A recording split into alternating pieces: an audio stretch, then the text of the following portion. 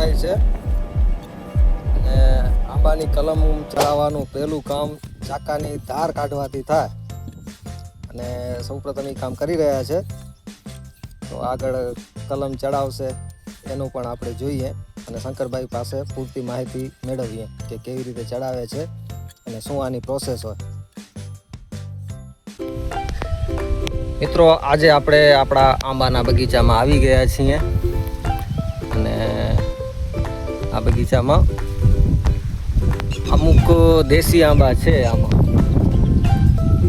આમ તો કેસર ટોટલ વાવેતર તો કેસરનું જ છે, પણ ઘણા એવા આંબા દેશી છે જેમાં કલમ મોટા થઈ ગયા છે પણ કલમ ચરાવવાની જરૂર છે.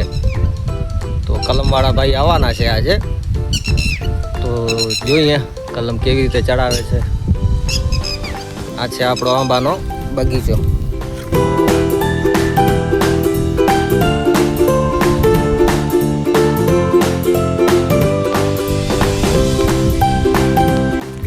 લગભગ આવી ગયા છે ભાઈ, ખબર નથી.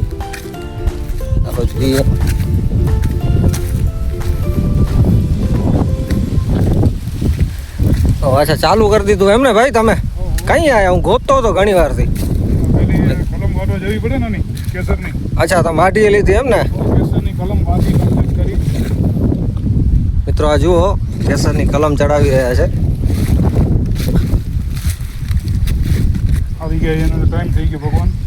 અચ્છા, ઘણી કલમ ચડાવી નાખી લાગે છે. 30-40 તો ચડી ગઈ છે આમાં. 30 ચડી ગઈ છે, 30-35.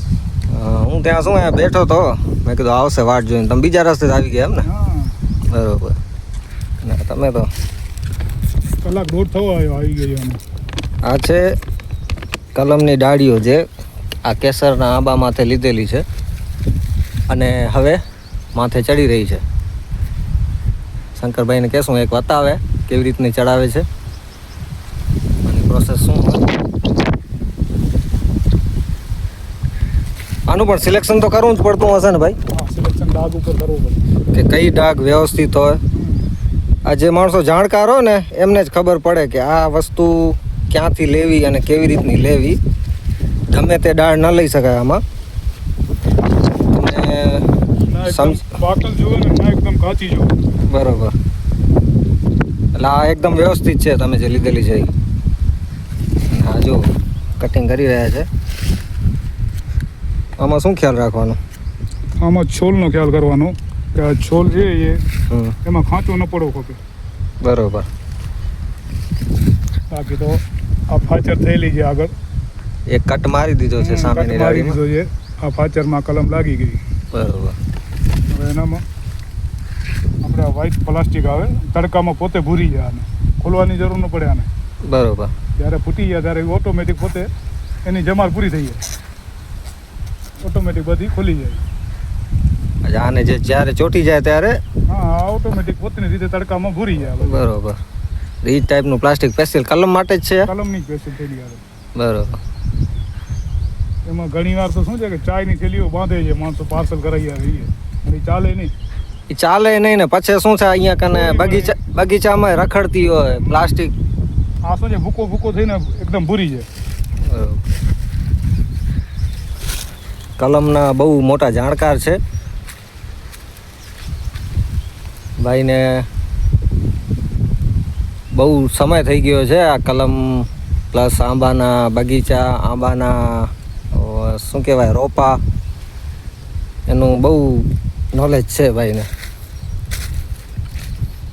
કેટલા વર્ષથી કરી રહ્યા છો ભાઈ આ? અને ટાઈમ ઓછામાં ઓછું 7-8 વર્ષ થયા. અમે હેરાન થઈ ગયા. પપ્પા તો વહેલી થઈ ગયા, પણ આપણે 7-8 વર્ષ આજુબાજુ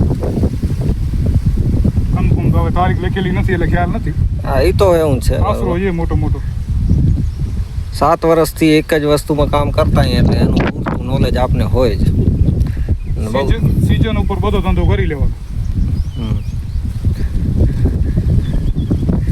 નાનું વાવે આ શું કહેવાય કલમને આ સમય બેસ્ટ જ છે એમ ને? વરસાદ એકદમ વરસાદ. અને અત્યારે આ કોથળીમાં પાણી તો નહીં જ જાય વરસાદ આવશે તો પણ? ના, પાણી નહીં જાય. જશે તો આને સમજી લો કે ઓછામાં ઓછું 7 થી 8 કલાક કલમ રહી ગઈ એટલે એના અંદર છીર જામી જાય એકદમ. બરોબર. હા, પણ આ કલમ ચડાવવાને ખાલી વરસાદના પાણીનો કોઈ ઝાકળના પાણીનો ખ્યાલ રાખવાનો. વરસાદના પાણીનો અથવા ઝાકળના પાણીનો. ઝાકળના પાણીનો ખ્યાલ રાખવાનો કે અંદર જાય નહીં, નકર શું છે કલમ કાળી થઈ અને સુકાઈ જાય.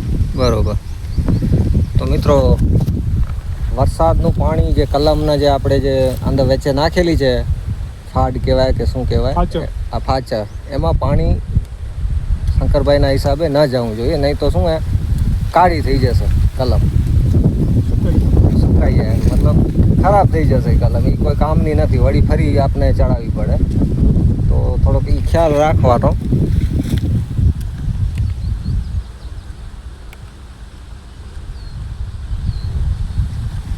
આ શાયદ ચોથા કે પાંચમા વર્ષે ચડાવીએ છીએ કલમ. સ્ટાર્ટિંગમાં હશે પણ એ કલમવાળી કેસરની કલમવાળો આંબો થયો નથી, અને બાકીનો બીજો આંબામાં જે દેશી આંબો હતો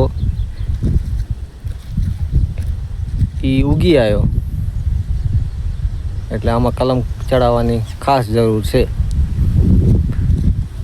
હવે આ થઈ ગયો કેસરનો આંબો આખો, દેશીમાંથી કેસર. આવી રીતે આંબા હાઇબ્રિડ થાય.